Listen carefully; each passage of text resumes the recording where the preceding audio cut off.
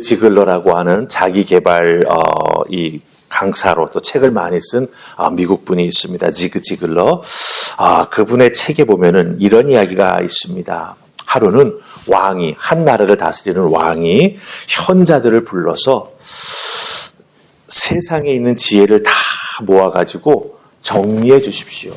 왕으로서 내가 그 정리해준 지혜를 읽고 나라를 잘 다스리겠습니다. 라고 말했습니다. 그러자 그 지혜자, 현자들이 다 모아가지고 책으로 정리해서 12권, 요게 세상에 있는 모든 지혜입니다. 딱 정리해서 12권을 주었습니다. 그 12권 책을 받자마자 왕이 또 이렇게 말합니다. 너무 분량이 많으니 줄여주십시오. 12권을 몇 권으로 줄였냐면 2권으로 줄였습니다. 왕은 그것을 받고도 너무 또 많다고 이야기합니다. 더 줄여달라. 한 페이지면 내가 딱 좋겠다. 한 페이지로 줄여갔습니다. 그것도 들고 이러더니 또 뭐라 그런지 아세요? 그 현자들을 향해서 한 문장으로 줄여주시오. 현자들이 머리를 맞대고 이야기를 하고 한 문장으로 줄였습니다. 뭐라고 줄였는지 아십니까? 세상에는 공짜가 없다. 이렇게 줄였다는 거예요. 네. 세상에 여러 가지 지혜가 있는데 현자들이 모아서 의논하고 또 의논해서 한 문장으로 딱 줄인 세상의 지혜는 뭐냐? 세상에는 공짜가 없다라고 하는 거예요. 세상에 공짜가 없다라고 세상의 지혜는 말합니다. 그럼 성경의 지혜는 뭘 말할까요? 저는 성경의 지혜는 공짜는 있다라고 말하는 것 같습니다. 왜 그럴까요? 우리가 하나님으로부터 받는 은혜는 돈 주고 사는 것 아니죠. 내가 뭔가 대가를 피땀 흘려 노력해야 받는 것이 아니라고 하는 것입니다. 하나님께서 우리에게 주시는 은혜, 그것이 바로 성경의 모든 내용을 다 줄여서 한 단어로 요약할 수 있는 핵심 내용이 된다라고 하는 거죠. 세상에는 공짜가 없다고 말하지만 성경에는 하나님의 은혜는 우리에게 아무런 대가 없이 선물로 주어진다라고 말합니다. 돈으로 사는 것 아니라 하나님께서 믿음으로 나아갈 때 값없이 우리에게 주신다라고 하는 것이지요. 여러분 한 분 한 분 오늘도 이 은혜를 바라면서 주의 손으로 나오신 줄 믿습니다. 그렇다고 한다면 더욱더 간절한 마음으로 하나님 앞에 엎드려 주시는 말씀 아멘으로 화답하고 마음의 문을 활짝 열고 아버지 앞에 기도하며 나가게 될 때 하나님께서 예비하신 하늘의 은혜를 여러분 한 명 한 명 기도하기 위해서 벌린 그 입에 가득 채워주실 줄 믿습니다. 오늘 우리가 읽은 시편 81편 10절로 13절, 아니 81편 전체가 사실은 이스라엘 백성들이 노예 생활하고 있는 애굽에서 탈출해 나온 그 내용을 배경으로 하고 있다라고 하는 거예요. 그럼 그 배경으로 하고 있다라고 하는 것을 염두에 두시고 우리 10절 말씀 같이 읽으십시다. 다 10절 찾으셨습니까? 자, 우리 10절 같이 읽습니다. 시작. 나는 너를 애굽 땅에서 인도하여 낸 여호와 내 하나님이니 내 입을 크게 열라 내가 채우리라 하였으나. 아멘. 자, 하나님께서 이스라엘 백성들을 향해서 애굽에서 노예 상태에서 이끌어내 구원해 주셨습니다. 근데 구원해 주신 것으로 끝나지 않고 뭐라고 말씀하시냐면 입을 열면 내가 채워주겠다라고 말씀하십니다. 애굽 종살이에서 자유케 해주신 것이 끝이 아니라 그 다음의 삶도 하나님을 따라 믿음의 자녀로 살아갈 수 있도록 하나님께서 그들의 삶을 책임져 주시겠다라고 말씀하고 계시다고 하는 거죠.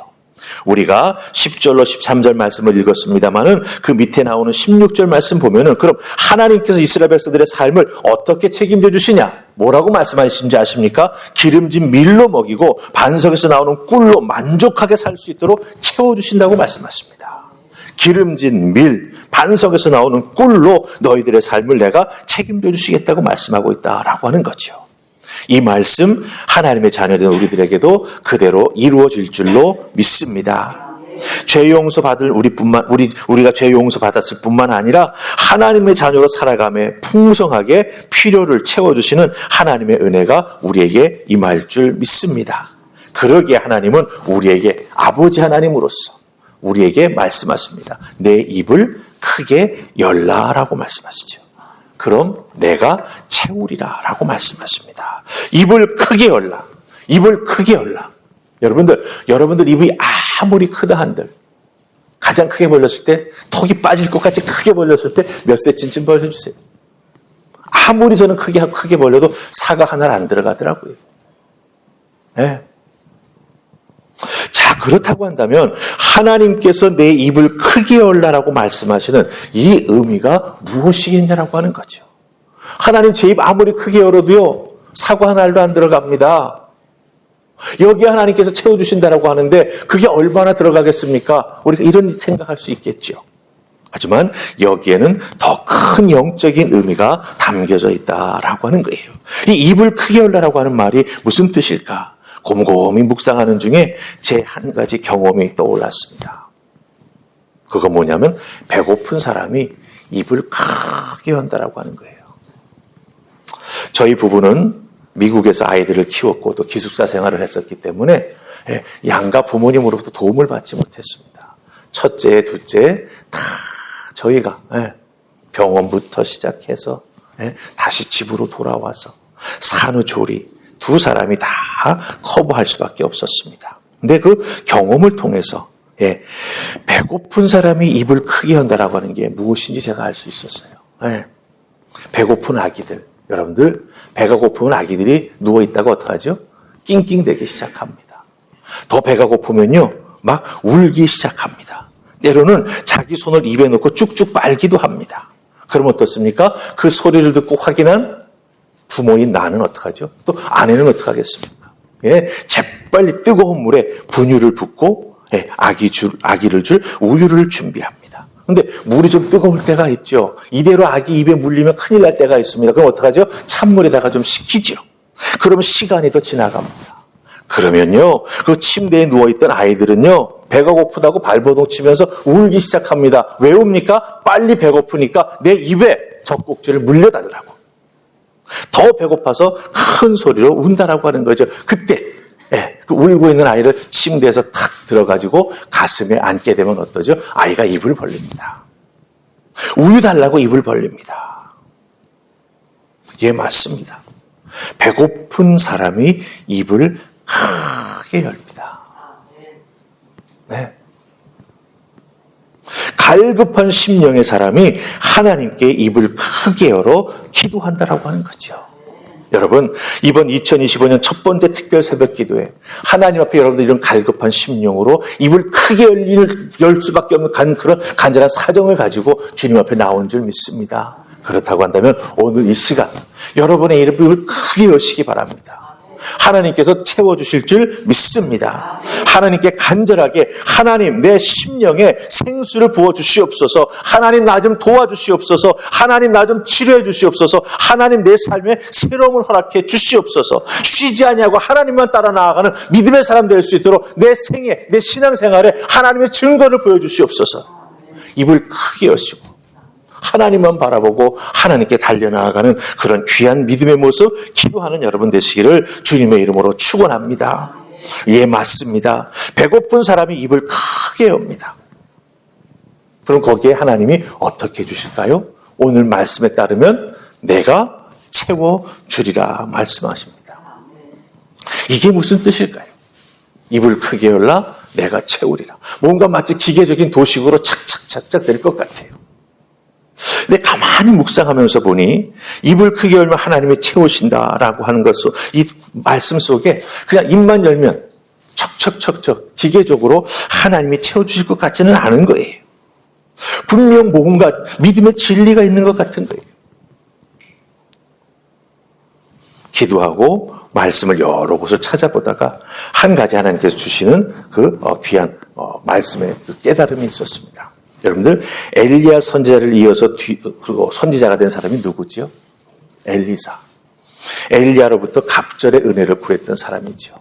예, 그 갑절의 은혜를 능력을 받았습니다.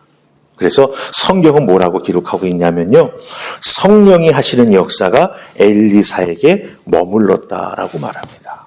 예, 성령하시는 역사가 엘리야에게서 이제 떠나서 엘리사에게 머물렀다라고 말하는 것을 보게 됩니다. 즉 갑절의 은혜를 엘리사는 받았습니다. 그런 엘리사에게 엘리사의 선지자 제자들 중에 한 아내가 찾아오죠. 열왕기하 4장 보면은 그 찾아온 아내가 엘리사 선지자에게 남편이 죽으면서 빚을 남겼다고.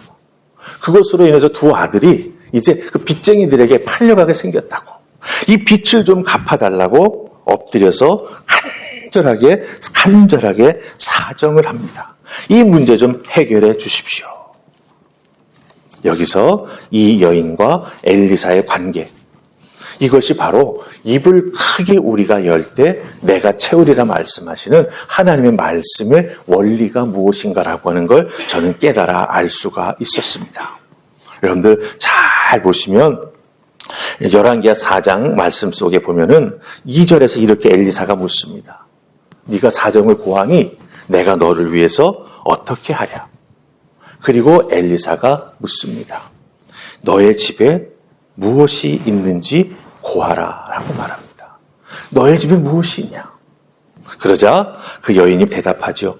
우리 집에는 다른 건 다 없고 기름 한 병만 남아 있습니다. 딱 한 병만 남아 있습니다. 그 이외에는 아무것도 우리 집에 없습니다라고 4장 2절에서 말합니다. 여러분들 중요한 것은요, 입을 크게 열 때 하나님 채워주신다라고 하는 이 믿음의 원리가 우리에게 역사하기 위해서는요, 하나님은 우리에게 우리의 기도에 응답해 주시기를 원하실 때, 우리의 인생의 기적과 같은 일을 역사에서 이루어 주시기를 원하실 때, 그 응답을, 그 기적을 일으켜 주시고 행해 주실 때 우리에게 불씨를 요구하신다라고 하는 거예요. 불씨, 그 기도의 응답이 일어날 수 있는 불씨, 우리들의 인생에 기적이 찾아올 수 있는 이 불씨를 우리가 하나님 앞에 가지고 나아가기를 요청하고 계시다라고 하는 겁니다. 왜 엘리사는 그 능력을 사용해서 그 여인의 남편이 남긴 빚을 단번에 갚아줄 수도 있지 않았을까요? 네. 갑자기 하늘에서 돈이 떨어지게 한다. 누군가가 돈 많은 사람이 찾아와서 그 여인에게 감화 감동 받아가지고 돈을 척 전해줄 수 있도록. 그런데 엘리사는 그렇게 하지 않았습니다. 번거롭게 기름을 담을 수 있는 그릇을 빌리라고까지 말했습니다. 그리고 한 병 남은 그 기름을 그 그릇에다가 부어서 따라 담으라고 말합니다. 그 그릇이 가득 차면 옆으로 옮겨놓고 또 담아라, 또 담아라, 또 담아라. 그리고 그것을 팔아 빚을 갚으라고 말했습니다. 왜 그랬을까요? 여러분들, 기도의 응답, 우리들에게 하나님께서 주시는 은혜가 기적처럼 찾아오는 것은 바로 우리들이 기도와 하나님 앞에 기도가 이루어질 것을 믿고 헌신하며 행함이 있을 때 그것이 이루어지게 된다라고 하는 것을 알려주고 계시다라고 하는 거죠. 기도했으니 기도 응답 이루어질 때까지 감나무 밑에서 감 떨어지는 것처럼 입 벌리고 있어야지. 아니라고 하는 거예요. 기도의 응답이 일어날 수 있도록 내가 가지고 있는 불씨를 사용하라고 하나님 말씀해주고 계시다라고 하는 것입니다. 그러게 기도 생활하는 우리들 여기서 참 깊이 깨달아 알아야 될 게 있어요. 그렇다고 한다면 하나님 앞에 내가 새벽을 깨우며 입을 크게 열어서 기도하고 간구했습니다. 그럼 돌아보아야죠. 내게 있는 것이 무엇이냐?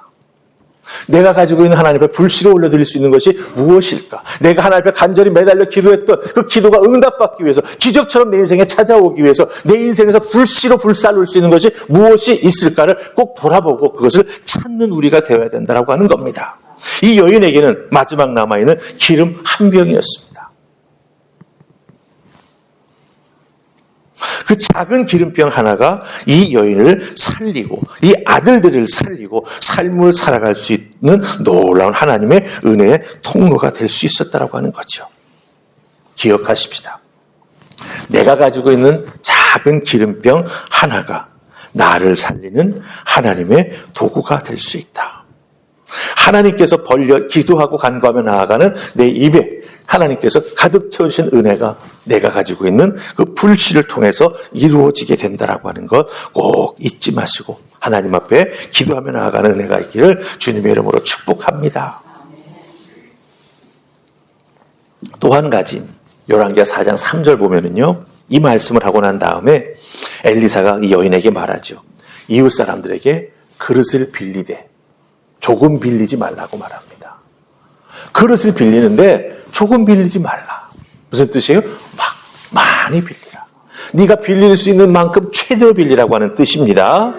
그래서 그 그릇을 갖다 놓고 이제 그 하나 있던 기름병에서 기름을 따르기 시작하죠. 한 그릇, 두 그릇, 세 그릇, 네 그릇. 빌렸던 그릇이 마지막입니다. 아들들이 어머니 이게 마지막 그릇이에요. 그러자 병에서 기름이 딱 떨어집니다.